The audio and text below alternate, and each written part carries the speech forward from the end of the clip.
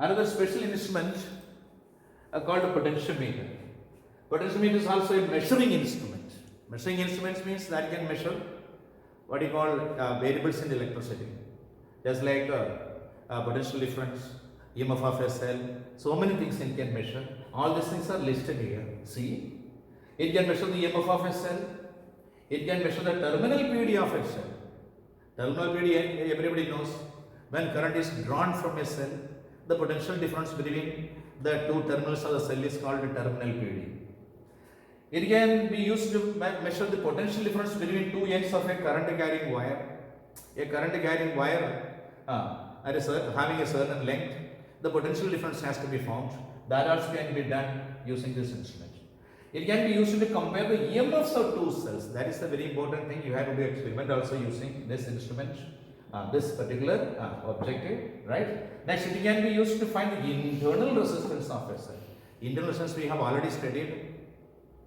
A few classes before we have explained what is internal resistance of a cell. It can also be used to compare the values of two resistances.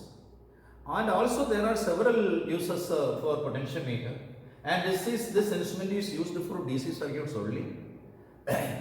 DC circuit, here we are using DC circuits, right?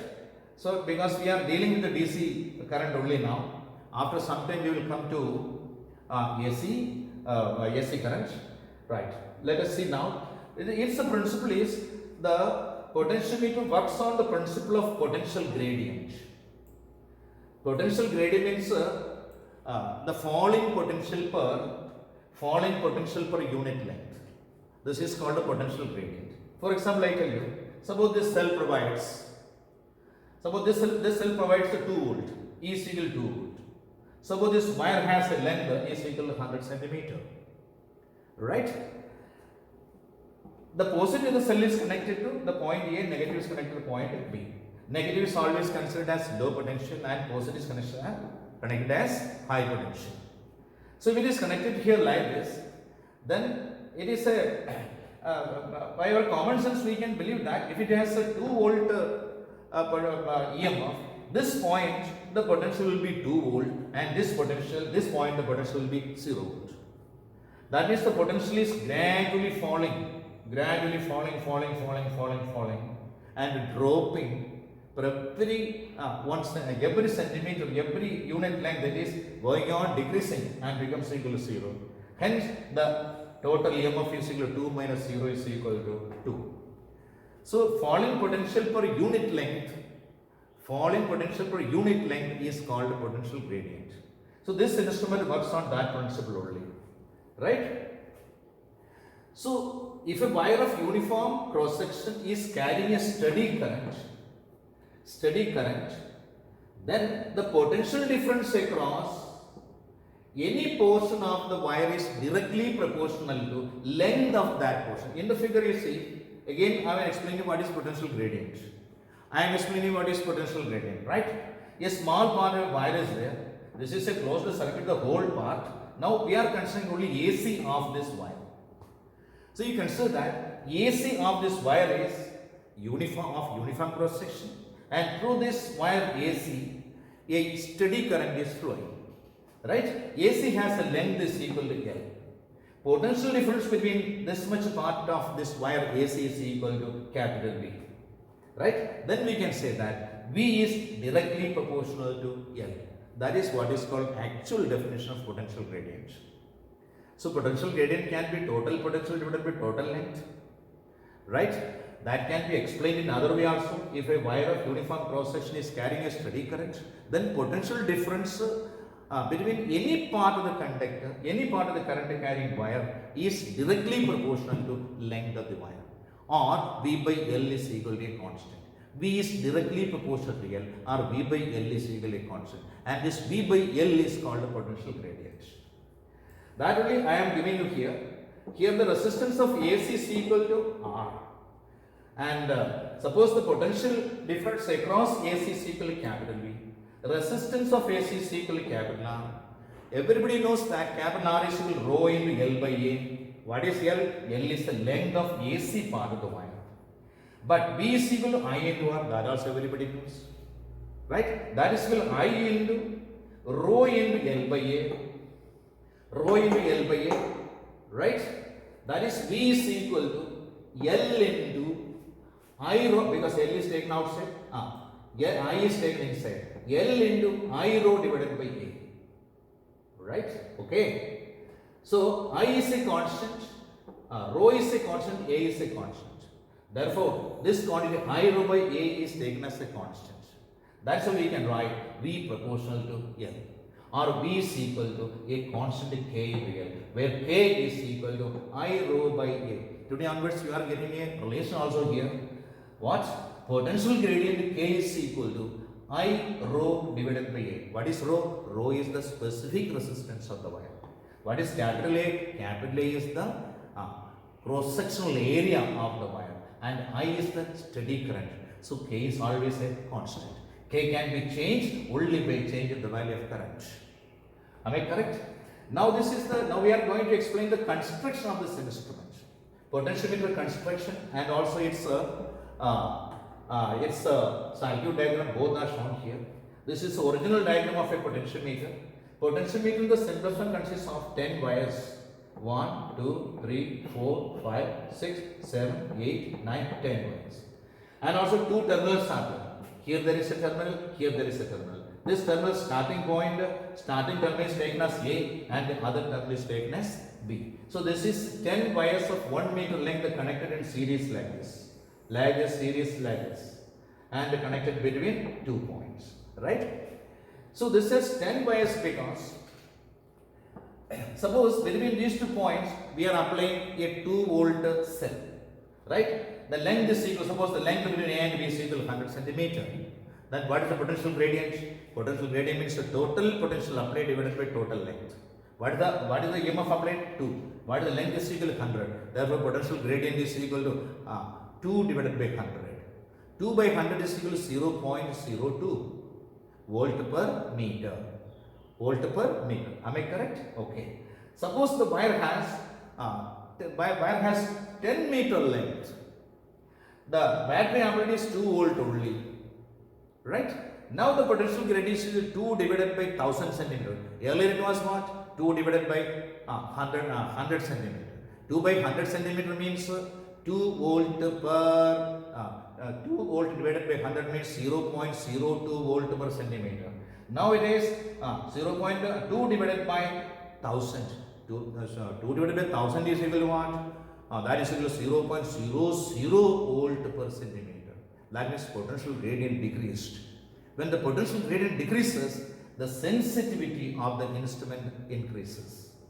So a question asked, why potentiometer has 10 wires? By increasing the number of wires, we can increase the sensitivity of this instrument. When sensitivity of the instrument increased, its accuracy increases. Suppose what is called potential gradient is equal to 0.00 volt per centimeter. It means 0.002 volt per centimeter. It means this instrument can be used to measure a value of potential difference up to 0.00 volt. So the sensitivity of the instrument can be increased by increasing the number of wires in a potentiometer. So this is in a rectangular frame. All this is shown are, this is rheostat, and this is the what is called resistance box. This is a digital galvanometer. This is a digital ammeter. This is a cell. This is one-way key. This is two-way key, etc. And this diagram shows the what do you call the circuit diagram of the instrument is shown here. This instrument has two circuits. One is called the primary circuit and the other is called the secondary circuit. Secondary circuit means the cells whose EMF has to be found, that can be applied there. Only EMF of a single cell can be calculated. Compare the EMF of two cells that is shown here, all this. But this is the primary circuit. In the primary circuit between A and B, a battery is connected.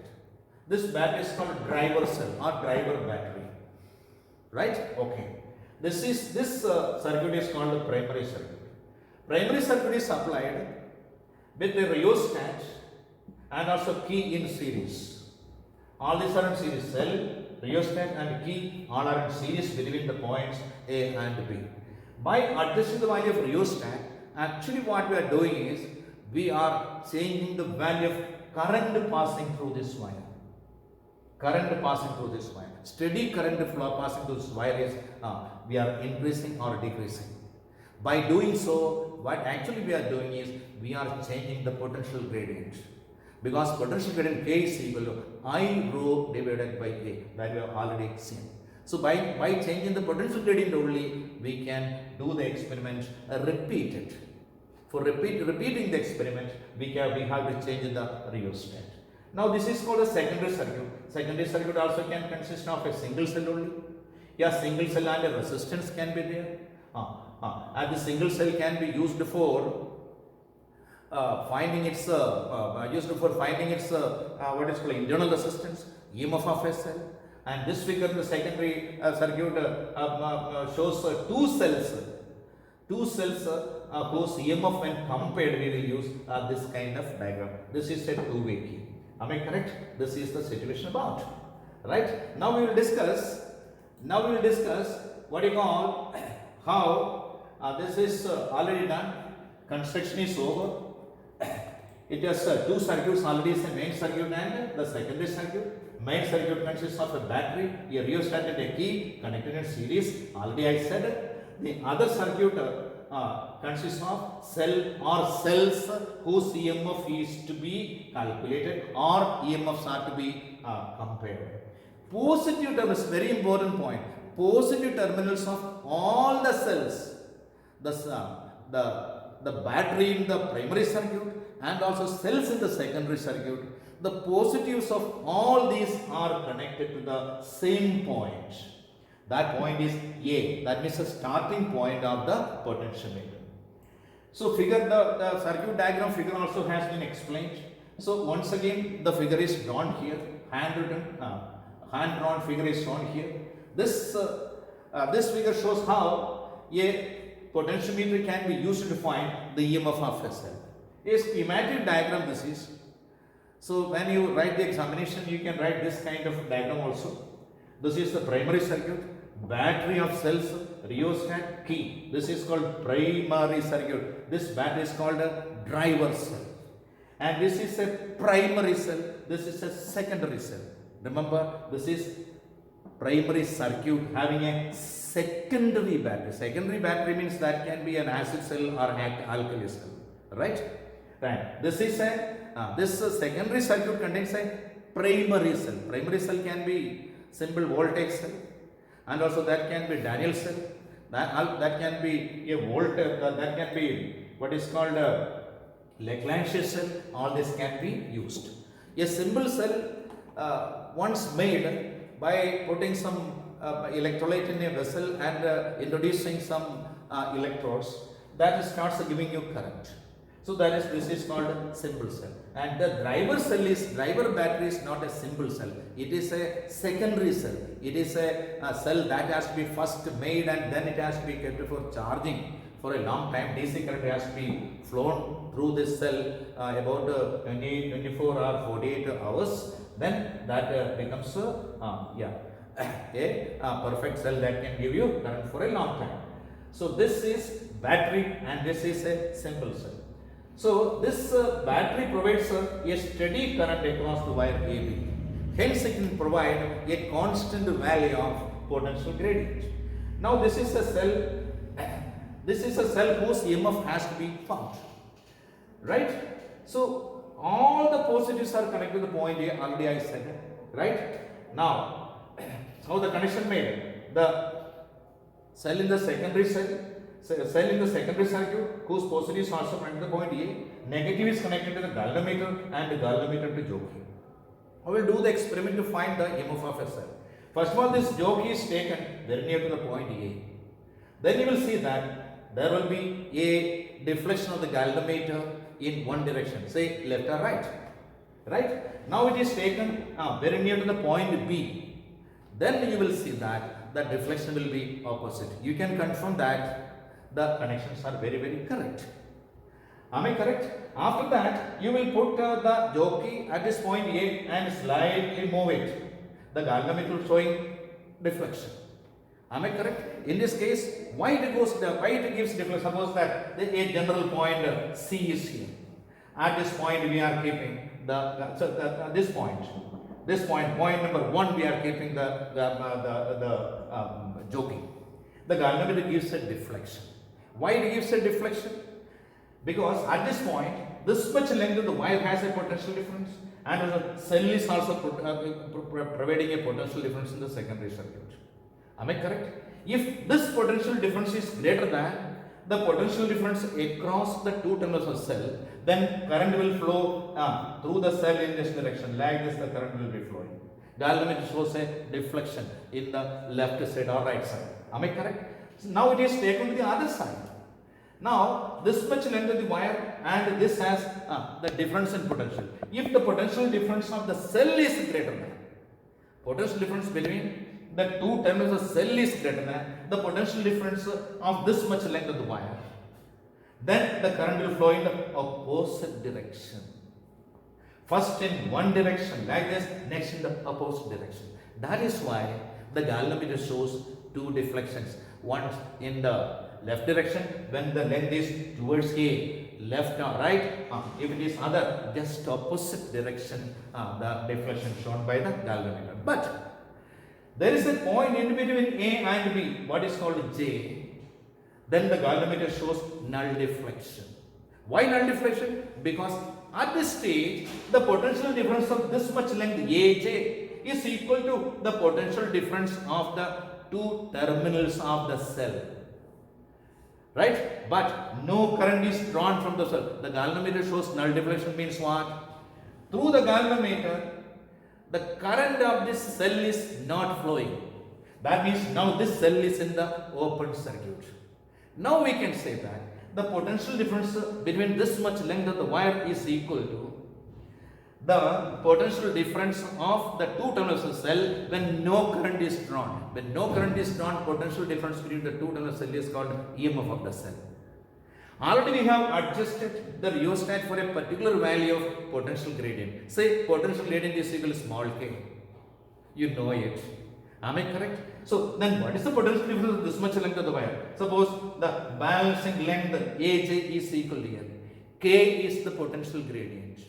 Therefore, this much value of potential difference of this wire, main wire, is equal to K into small l. What is K? L, that is the balancing length.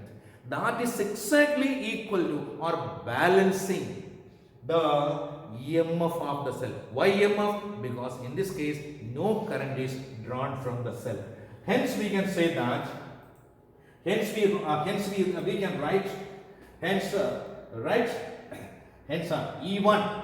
That means EMF of the cell in the secondary circuit. E1 is equal to K into L, where K is equal to the total potential difference applied across AB by the driver cell divided by total length of the potentiometer wire. So K can be calculated very easily by knowing the potential difference, the EMF applied across it. And L can be calculated. To find L, there is a linear scale also provided. Using the linear scale, you can calculate, you can find the exact value of length of the wire. Right? Hence, the EMF of a cell can be calculated. Why is a potentiometer superior? Potentiometer can be used to find the EMF, and also it can be used to find TDP, etc. of a cell without drawing current from the circuit, current from the cell. That already I said. At the time when null deflection is obtained, the galvanometer shows null deflection means the current of the cell is not used. That means the cell is in the open circuit. Without drawing current from the cell, we can calculate the EMF of a cell. The same can be found using a voltmeter also. But voltmeter is an instrument that can be used to measure potential difference, EMF, etc.